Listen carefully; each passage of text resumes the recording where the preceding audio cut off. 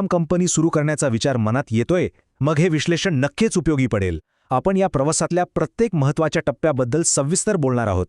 आपला स्वतःचा एक वारसा निर्माण करणं, हे स्वप्न कोण नाही बघत? चला तर मग बघूया की हे स्वप्न प्रत्यक्षात कसं आणता येईल. सगळ्यात आधी आपण हे समजून घेऊया की सध्या भारतीय बांधकाम क्षेत्रात किती मोठी संधी आहे. म्हणजे याच व्यवसायात पाऊल ठेवण्यासाठी हीच वेळ सर्वोत्तम का आहे, नाही का? बघा, सध्या चित्र असं आहे की एका बाजूला सरकारचा जोरदार पाठिंबा आहे आणि दुसऱ्या बाजूला बाजारात प्रचंड मागणी. स्मार्ट सिटीज मिशन असो किंवा प्रधानमंत्री आवास योजना, ह्या सगळ्यामुळे मागणी तर वाढतेच आहे. आणि याचा थेट अर्थ काय? तर जे कुशल व्यावसायिक आहेत त्यांच्यासाठी नफा कमवण्याची ही एक सुवर्ण संधी आहे असं म्हणायला हरकत नाही.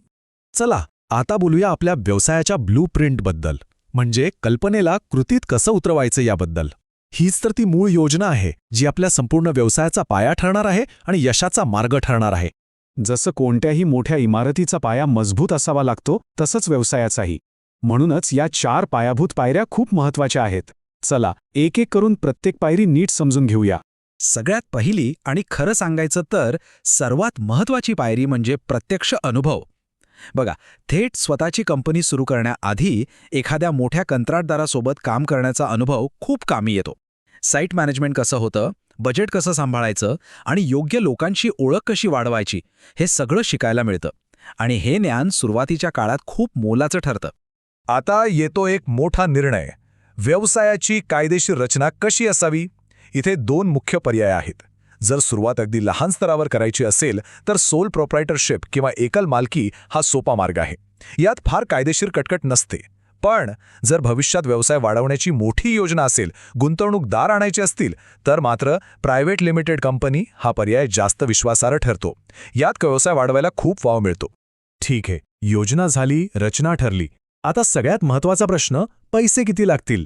चला आता आर्थिक बाजू समजून घेऊया. बांधकाम कंपनी सुरू करायची म्हणजे किती भांडवल लागेल याचा एक अंदाज घेणं खूप गरजेचं आहे. तर एक अंदाजे आकडा सांगायचा झाला तर साधारणपणे 5 ते 14 लाख रुपयांची गुंतवणूक सुरुवातीला लागू शकते. अर्थात हे लक्षात ठेवायला हवं की हा आकडा तुमच्या कामाच्या स्वरूपावर आणि तुम्ही कोणत्या शहरात काम करत आहात यावरही अवलंबून असतो. त्यामुळे यात थोडाफार फरक असू शकतो. बरं, मग हा सगळा पैसा जातो कुठे? चला बघूया. सगळ्यात मोठा वाटा म्हणजे जवळजवळ 37% खर्च जातो तो कच्च्या मालावर. सिमेंट, विटा, स्टील वगैरे. त्यानंतर येतो मजुरीचा खर्च, जो जवळपास 20% असतो. मग अवजारं आणि उपकरणं भाड्याने घेण्यासाठी 18% आणि कार्यालयीन कामांसाठी 15%. त्यामुळे बजेट बनवताना ही विभागणी लक्षात ठेवणं खूप महत्त्वाचं आहे. आता प्रश्न येतो की हे भांडवल उभं कसं करायचं? तर त्यासाठीही अनेक मार्ग आहेत. सगळ्यात पहिला पर्याय म्हणजे स्वतःची बचत. त्यानंतर MSME म्हणजे सूक्ष्म, लघु आणि मध्यम उद्योगांसाठी असलेल्या बँक कर्जाचा पर्याय आहे. इतकंच नाही तर मुद्रासारख्या सरकारी योजनांचाही खूप चांगला फायदा घेता येतो. किंवा मग एंजल गुंतवणूकदार किंवा भागीदारी हाही एक मार्ग आहेच. चला आता वळूया कायदेशीर कागदपत्रांच्या चक्रव्यूहाकडे. हो, हे ऐकायला थोडं किचकट वाटतं, पण घाबरून जाण्याचं काही कारण नाही. योग्य माहिती असेल तर हा चक्रव्यूह भेदणं अगदी सोपं आहे. हे खरं आहे की सुरुवातीला या सगळ्या कायदेशीर गोष्टी बघून थोडं दडपण येऊ शकतं.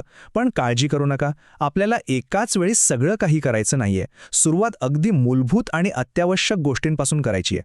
तर तुमची लीगल स्टार्टर किट काय असायला हवी? म्हणजे कामाला सुरुवात करण्यासाठी अगदी मस्ट हॅव गोष्टी. पहिली, उद्यम नोंदणी. याने MSMEचे फायदे मिळतात. दुसरी, GST नोंदणी, जी बिलिंग आणि टॅक्ससाठी आवश्यक आहे. तिसरा, व्यवसायाचं स्वतंत्र पॅन कार्ड. आणि चौथं, टॅन नोंदणी, जी TDSसाठी लागते. बस, ही 4 कागदपत्र तयार असली की कामाला सुरुवात करता येते. चला आता आपण या विश्लेषणाच्या शेवटच्या पण खूप महत्त्वाच्या भागाकडे आलो आहोत.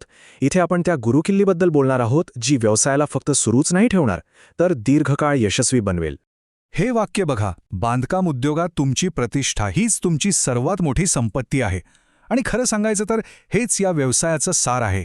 तुमचं काम आणि तुमची प्रतिष्ठाच तुम्हाला पुढे घेऊन जाते.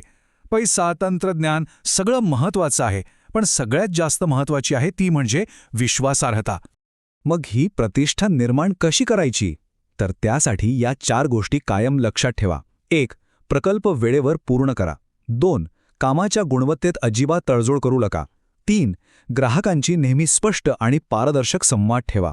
आणि सगळ्यात महत्त्वाचं, लक्षात ठेवा की एक समाधानी ग्राहकच तुमच्यासाठी 10 नवीन ग्राहक घेऊन येतो. यालाच वर्ड ऑफ माउथ मार्केटिंग म्हणतात.